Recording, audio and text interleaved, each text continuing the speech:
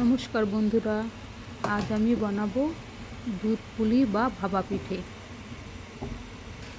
প্রথমে নারকেল কোড়া কড়াইয়ের মধ্যে নিয়ে দুধ আর চিনি মিশিয়ে পাক দিয়ে দেবো।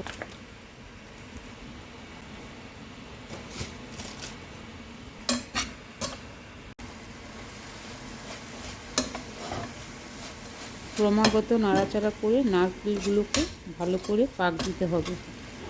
এলাচ গুঁড়ো করে নারকেলের সঙ্গে মিশিয়ে দেব। এবার রাইস পাউডার নিয়ে কড়াইতে হালকা গরম করে নেব আর ওর সঙ্গে লবণ দিয়ে দেব।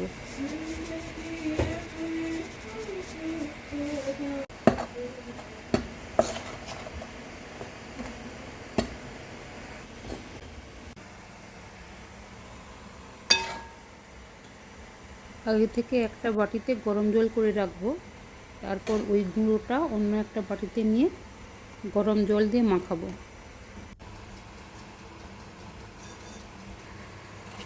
নরম করে মাখিয়ে কিছুক্ষণের জন্য রেখে দেব।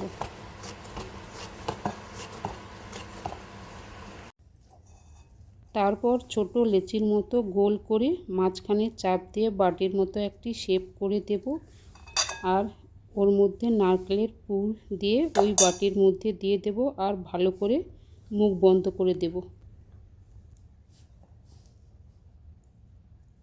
ভালো করে মুখ বন্ধ না করলে পুলিগুলো সব ফেটে যাবে আর চেপে চেপে ভালো করে মুখটা বন্ধ করে দিতে হবে।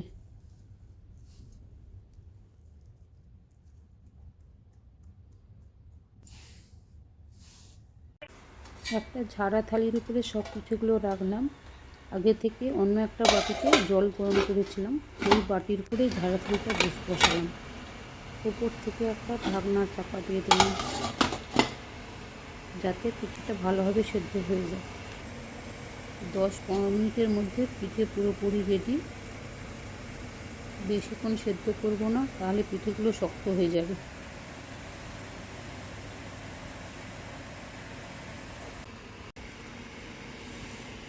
আমি কিছু পিঠে তুলে রেখে দিয়েছিলাম সরাসরি দুধে সেদ্ধ করব বলে।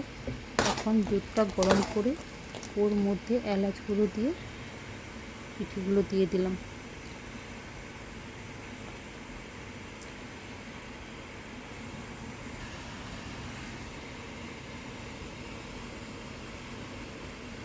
দশ 15 মিনিটের মধ্যে পুরো রেডি।